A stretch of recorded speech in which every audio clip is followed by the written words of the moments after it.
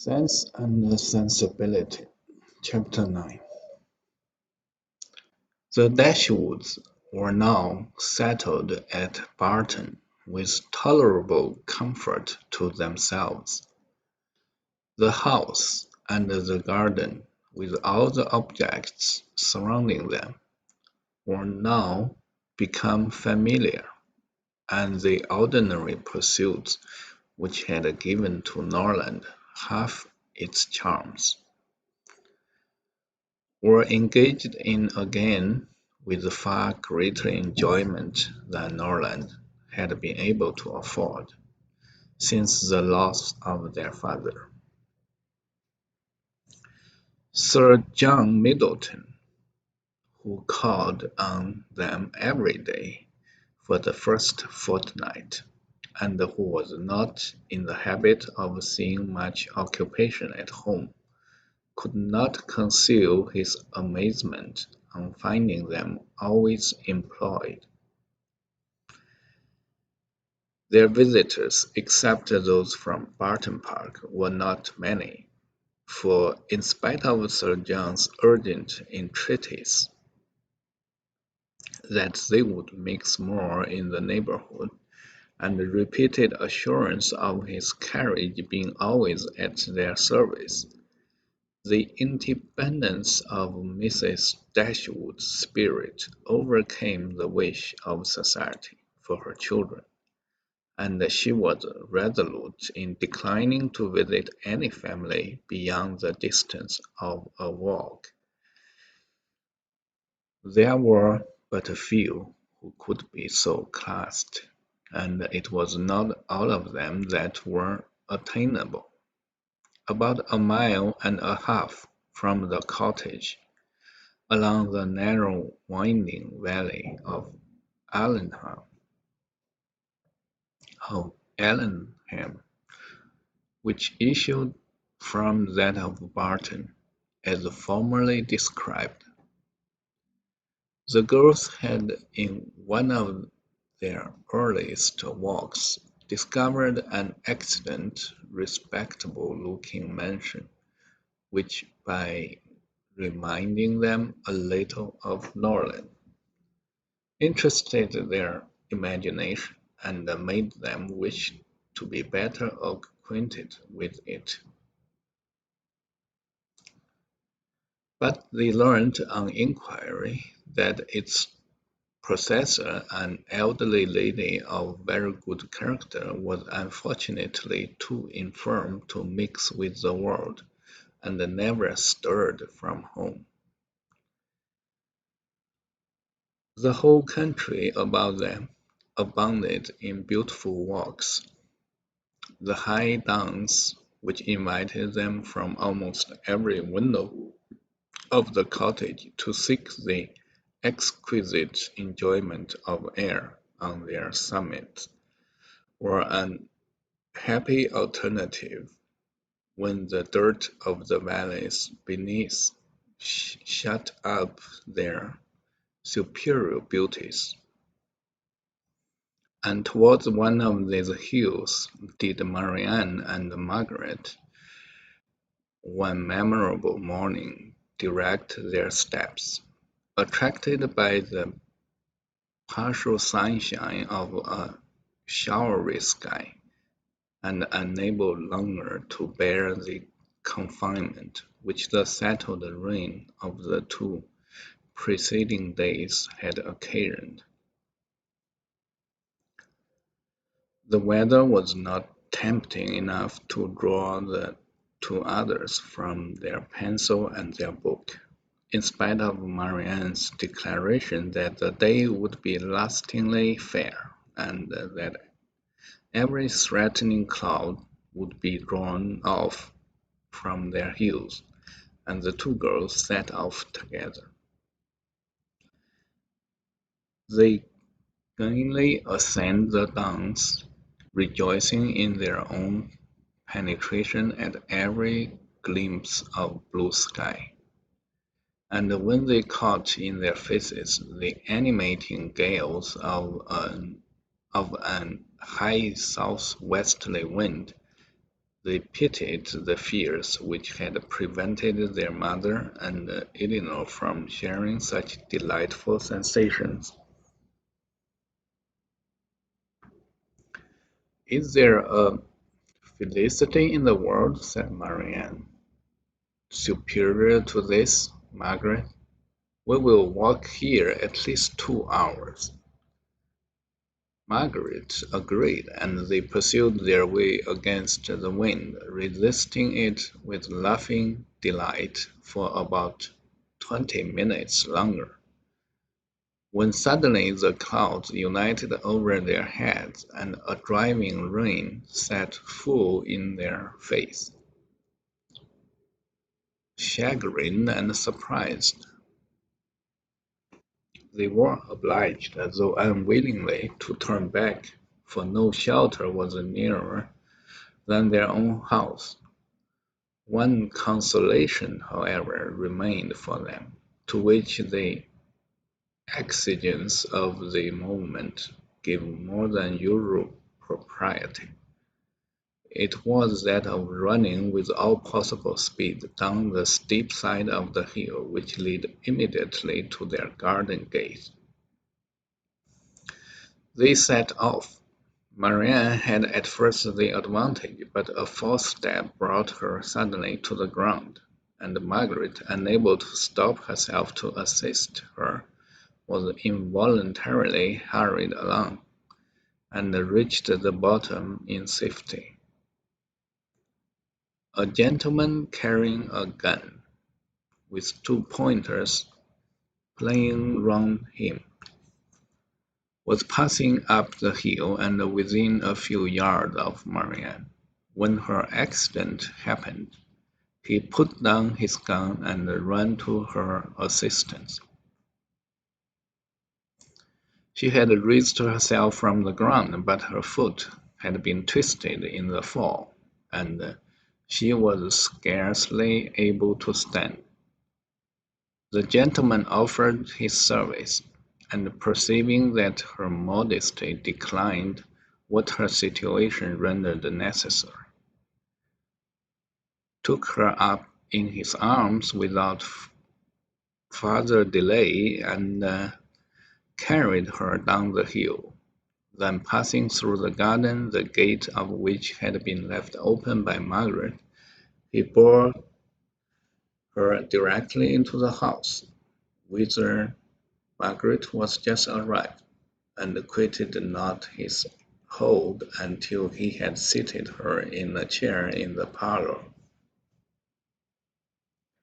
Eleanor and her mother rose up in amazement at their entrance, and while the eyes of both were fixed on him with an evident wonder and a secret admiration which equally sprung from his appearance, he apologized for his intrusion by relating its cause, in a manner so frank and so graceful that his person, which was uncommonly handsome, received additional charms from his voice and expression. Had he been even old, ugly, and vulgar, the gratitude and kindness of Mrs. Dashwood would have been secured by any act of attention to her child, but the influence of youth, beauty, and elegance gave an interest to the action which came home to her feelings. She thanked him again and again, and with a sweetness of address which always attended her, invited him to be seated, but this he declined as he was dirty and wet. Mrs. Dashwood then begged to know to whom she was obliged. His name, he replied, was Willoughby, and his pre- present home was at Allenham, from whence he hoped she would allow him the honour of calling tomorrow to inquire after Miss Dashwood. The honour was readily granted, and he then departed to make himself still more interesting in the midst of an heavy rain. His manly beauty and more than common gracefulness were instantly the theme of general admiration, and the laugh which his gallantry raised against Marianne received a particular spirit from his exterior attractions. Marianne herself had seen less of his person than the rest, for the confusion which crimsoned over her face on his lifting her up had robbed her of the power of regarding him after their entering the house. But she had seen enough of him to join in all the admirations of the others, and with an energy which always adorned her praise. His person and air were equal to what her fancy had ever drawn for the hero of a favorite story, and in his carrying her into the house with so little previous formality, there was a rapidity of thought which particularly recommended the action to her. Every circumstance belonging to him was interesting. His name was good, his residence was in their favorite village, and she soon found out that all manly dresses a shooting jacket was the most becoming. Her imagination was busy, her reflections were pleasant, and the pain of a sprained ankle was disregarded.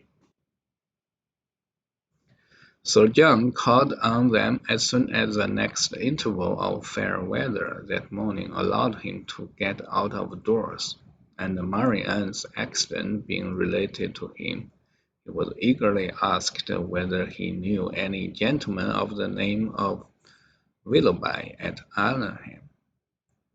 "Willoughby!" cried Sir John. "What! Is he in the country? That is good news, however. I will ride over tomorrow and ask him to dinner on Thursday." "You know him, then?" said Mrs. Dashwood. "Know him? To be sure I do. Why, he is down here every year. And what sort of a young man is he? As good a kind of fellow as ever lived, I assure you. A very decent shot, and there is not a bolder richer there's not a bolder rider in England." "And is that all you can say for him?" cried Marianne indignantly. "But what are his manners on more intimate acquaintance? What his pursuits, his talents and genius?" Sir John was rather puzzled.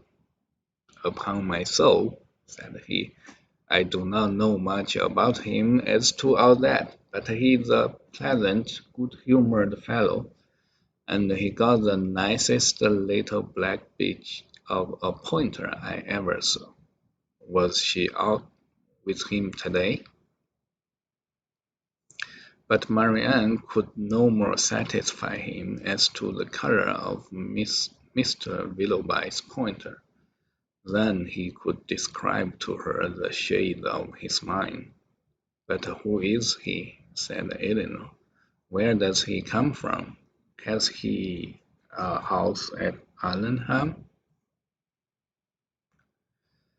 On this point Sir John could give more certain intelligence, and he told them that Mr. Willoughby had no property of his own in the country, that he resided there only while he was visiting the old lady at Allenham Court, to whom he was related, and whose possessions he was to inherit, adding, "Yes, yes, he is very well worth catching, I can tell you, Miss Dashwood. He has a pretty little estate of his own in Somersetshire besides, and if I were you, I would not give him up to my younger sister in spite of all these tumbling down hills. Miss Marianne must not expect to have all the men to herself. Brandon will be jealous if she does not take care. I do not believe, said Mrs. Dashwood, with a good-humoured smile, that Mr. Willoughby will be incommoded by the attempts of either of my daughters towards what you call catching him. It is not an employment to which they have been brought up. Men are very safe with us, let them be ever so rich. I am glad to find, however, from what you say, that he is a respectable young man, and one whose acquaintance will not be ineligible. He is as good a sort of fellow, I believe, as ever lived, repeated Sir John. I remember last Christmas at a little hop at the park. He danced from 8 o'clock till 4, without once sitting down. Did he, indeed? cried Marianne, with sparkling eyes, and with elegance, with spirit. Yes, and he was up again at 8 to ride to Covert. That is what I like. That is what a young man ought to be, whatever be his pursuits. His eagerness in them should know no moderation, and leave him no sense of fatigue. "Ah, I see how it will be," said Sir John. "I see how it will be. You will be setting your cap at him now, and never think of poor Brandon."